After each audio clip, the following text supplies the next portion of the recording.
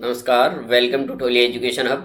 और आज अपने पढ़ने वाले हैं राजस्थान के भौतिक प्रदेश में जो अपने 4 भागों में बांटा था। उसमें अपने पहला पढ़ लिया था जिसके अंदर अपने पढ़ा था पश्चिम का रेतीला मैदान, उसके बाद पूर्वी मैदान। अब पढ़ेंगे अपने अरावली पर्वतीय प्रदेश। अरावली पर्वतीय प्रदेश पढ़ने से पहले उसका मैप देख लेते हैं। अरावली पर्वतमाला का विस्तार कहाँ से कहाँ तक है उसके बारे में अपने डिटेल में जान लेते हैं। और उससे पहले मैं आपको बताना चाहूंगा कि दोस्तों, कौन कहता है कि कामयाबी किस्मत तय करती है, इरादों में दम हो तो मंजिलें भी झुका करती है।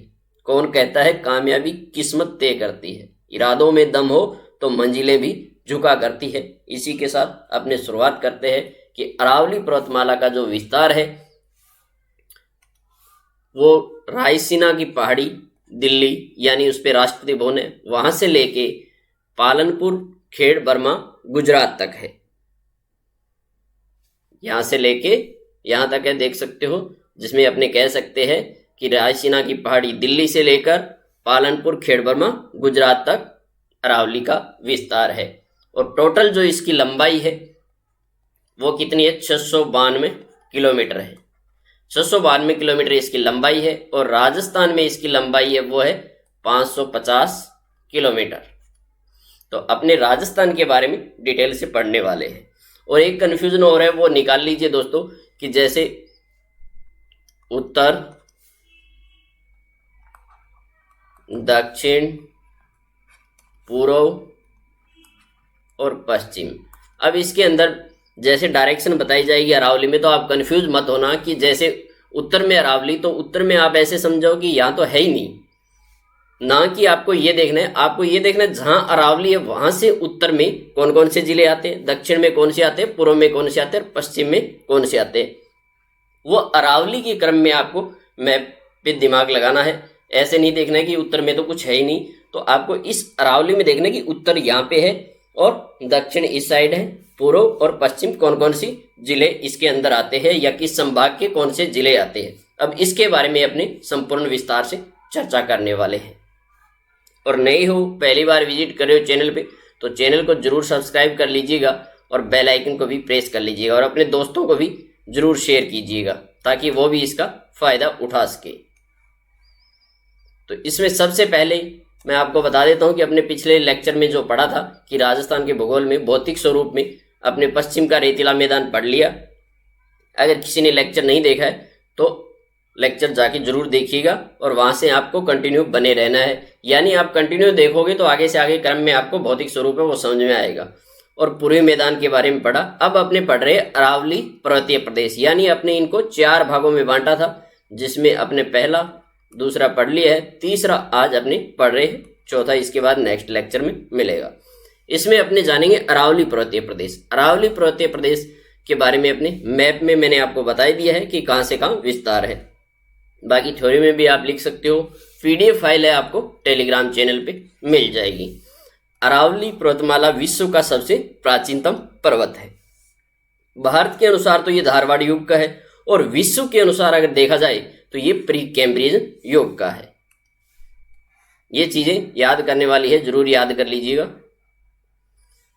इसके बाद इसका जो समय माना जाता है वो 60 से 55 करोड़ वर्ष पूर्व माना जाता है। इसका जो समय माना जाता है वो क्या माना जाता है? 60 से 55 करोड़ वर्ष पूर्व माना जाता है। अब इसकी प्रक्रिया की बात करें तो प्रक्रिया इसकी दोस्तों क्या है? पर्वतीकरण है। प्रक्रिया क्या है इसकी? पर्वतीकरण है। अब अगर उत्पत्ति के आधार पर देखें तो उत्पत्ति के आधार पर यह वलित पर्वत है, यानी जिसका विकास हो रहा है। उत्पत्ति के आधार पर अपने देखेंगे तो यह वलित पर्वत है और जिसका विकास हो रहा है। इसके बाद वर्तमान में इसकी स्थिति वो अवशिष्ट है, वर्तमान में अवशिष्ट पर्वत है। इसके बाद अगर इसमें ऊंचाई की बात करें तो ऊंचाई जो इसकी औसत ऊंचाई थी, ऊंचाई पहले वाली ऊंचाई की बात करें तो 5000 मीटर ऊंचाई थी, जबकि वर्तमान में इसकी औसत ऊंचाई है वो 930 मीटर है। कितनी है? 930 मीटर है। और राजस्थान में इसकी ऊंचाई देखिए, सर्वोच्च शिखर है इसका वो गुरु शिखर है, जो राजस्थान में 1722 मीटर है। और ये गुरु शिखर कहाँ पे है, ये चोटी 1722 मीटर, ये कमेंट करके आप जरूर बताइएगा। अब इसकी कुल लंबाई की बात करें तो कुल लंबाई कितनी है दोस्तों? 692 किलोमीटर है। और राजस्थान के अंदर मैंने आपको बताया था 550 किलोमीटर है। जो राजस्थान के अंदर जो लंबाई है वो कितनी है, 550 किलोमीटर है, जो सिरोही से लेके और कहां तक है, एंडिंग पॉइंट सिरोही से लेकर खेतरी झुंझुनू तक इसकी है लंबाई 550 किलोमीटर है। इसके बाद अपने बात करेंगे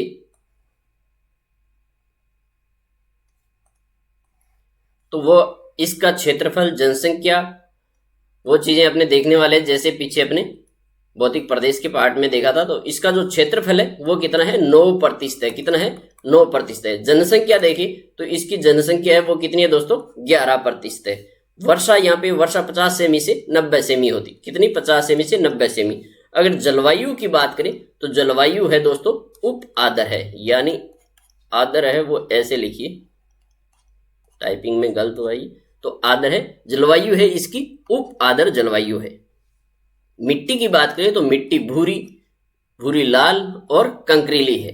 मिट्टी की बात करें अरावली पर्वतीय प्रदेश में तो यहाँ पे मिट्टी काली, भूरी और भूरी लाल कंकरीली मिट्टी है।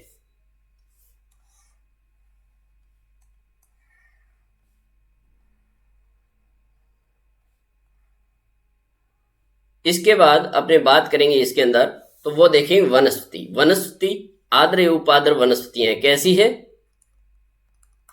आर्द्र एवं उप आर्द्र वनस्पतियां यहाँ पे है। वनस्पति की बात करें तो अब अरावली, ये दोबारा से रिपीट है, एक बार जरूर इसको भी देख लीजिए, आप नोट भी कर लीजिए कि अरावली पर्वतीय विश्व की प्राचीनतम वलित पर्वत माला है, जो पालनपुर के निकट खेड़ बर्मा साबरकांठा जिला है। ये ध्यान रखिए, गुजरात से दिल्ली तक 692 किलोमीटर लंबी है। कितनी है, 692 किलोमीटर लंबी है। निकट खेड़ बर्मा साबरकांठा जो जिला है गुजरात, वहां से लेकर दिल्ली तक 692 किलोमीटर लंबाई है इसकी। इसके बाद अपने बात करेंगे कि इसमें राजस्थान के अंदर जो लंबाई इसकी कितनी है, 550 किलोमीटर लंबाई है। राजस्थान में अरावली का जो सर्वाधिक विस्तार की बात करें तो नोट कर लीजिएगा, उदयपुर जिले में है, और सबसे कम विस्तार की बात करें तो अजमेर जिले में मिलता है। अब इसके बाद देखेंगे अरावली का प्रादेशिक आधार पर वर्गीकरण। तो अरावली का दोस्तों प्रादेशिक आधार पर वर्गीकरण किया गया है, वो 3 भागों में किया गया है। अरावली का प्रादेशिक आधार पर अगर वर्गीकरण देखेंगे तो अरावली का प्रादेशिक आधार पर वर्गीकरण है वो 3 भागों में किया गया है, उत्तरी अरावली, मध्य अरावली और दक्षिण अरावली। यानी 1 नंबर पे तो उत्तरी अरावली है, 2 पे मध्य और 3 पे दक्षिण अरावली।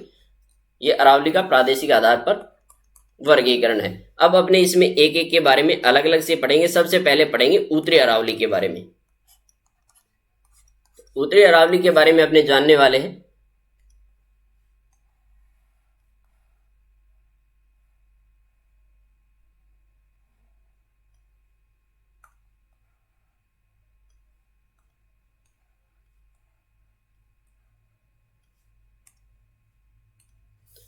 उत्तरी अरावली के अंदर जानेंगे कि ये जो भाग है वो जयपुर संभाग यानी जयपुर, दौसा, अलवर, सीकर, झुंझुनू तथा सवाईमाधोपुर जिले की रणथंभौर तक फैला हुआ है।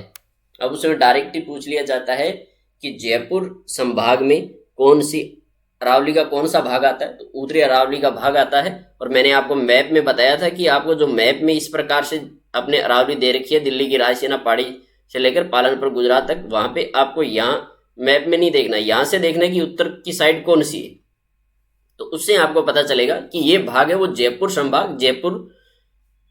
जयपुर संभाग के अंदर ये जिले आते हैं, जयपुर, दौसा, अलवर, सीकर, झुंझुनू। अब इसके बाद सवाईमाधोपुर जिले की बात आ जाए, सवाईमाधोपुर जिले की रणथंभौर तक फैला हुआ है, ये थोड़ा सा अलग हो जाता है इससे। इसके बाद अगर बात करें तो उत्तरी अरावली के अंदर जो सर्वोच्च शिखर है, उत्तरी अरावली के अंदर जो सर्वोच्च शिखर है वो कौन सा है दोस्तों, रघुनाथगढ़ है, जो सीकर जिले में 1055 मीटर। कहां पे स्थित है, सीकर जिले में, उत्तरी अरावली का सर्वोच्च शिखर।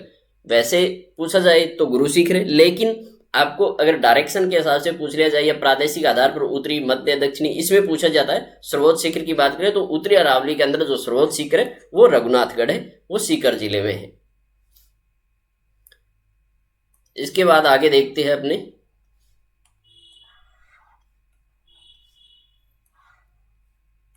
आगे। इसके अंदर दे रखा है कि जो अरावली की पहाड़ियों को शेखावाटी में क्या कहा जाता है, ये पूछा जाता है, कई बार पूछा भी जा चुका है।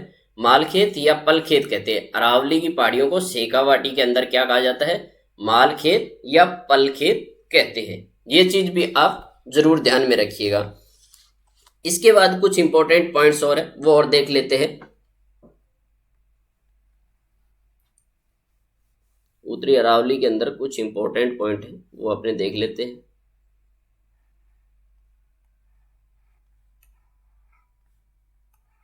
नोट कर लीजिएगा इनको।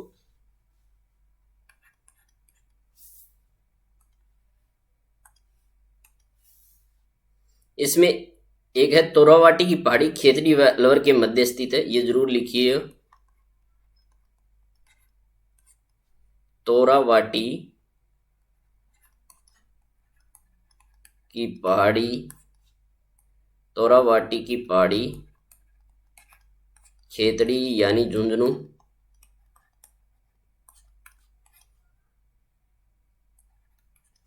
व अलवर के मध्य स्थित है। ये जरूर याद रखिए। तोरावाटी कहां से कहां स्थित है, ऐसे भी पूछ सकते हैं। ठीक है। इसके बाद अगर कुछ और पॉइंट्स जाने तो सीकर जिले के रेवासा नामक स्थान पर अरावली जो पर्वत है उसकी तलहटी में जीण माता का मंदिर है, हर्षनाथ का मंदिर है। और झुंझुनू जिले की अगर बात करें तो वहां पे उद्यवाटी तहसील है, उसमें शाकंभरी माता का मंदिर है। लोहागर तीर्थ स्थल है जो 24 कोसी परिक्रमा के लिए प्रसिद्ध है, तथा रानी सती के मंदिर स्थित है। ये चीज भी लिख लीजिएगा।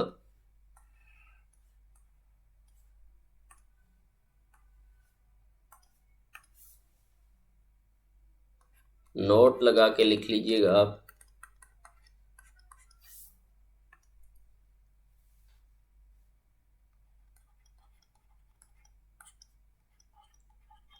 सीकर जिले की बात करें तो सीकर जिले में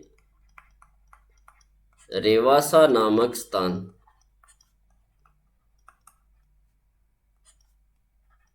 पर अरावली पर्वत की तलहटी में, ये ध्यान रखिएगा, अरावली पर्वत की तलहटी में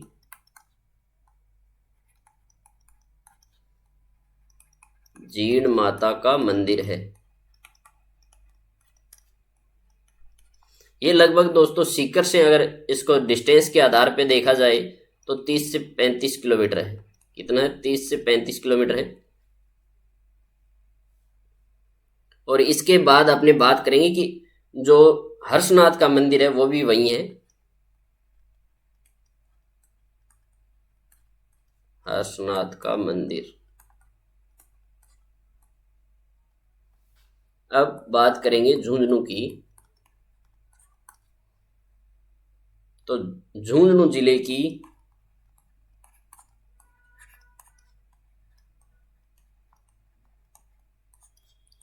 उदयपुर वाटी तहसील,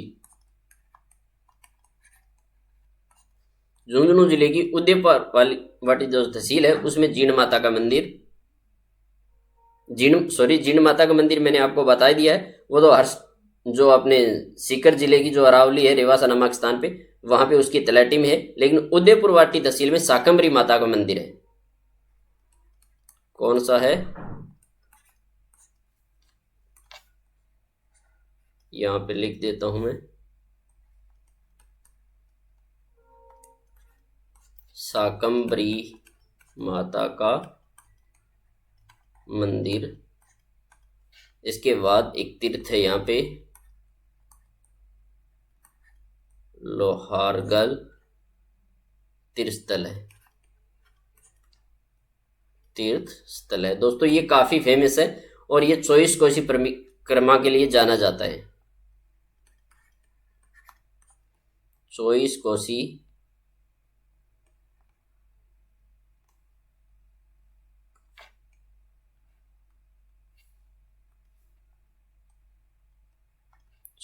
कोसी परिक्रमा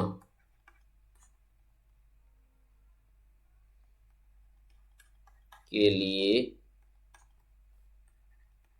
प्रसिद्ध है। और एक रानी सती का मंदिर भी यही है।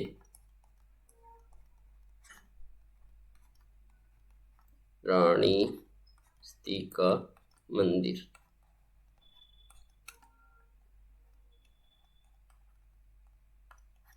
तो ये इंपॉर्टेंट बातें थी जो अपने करी।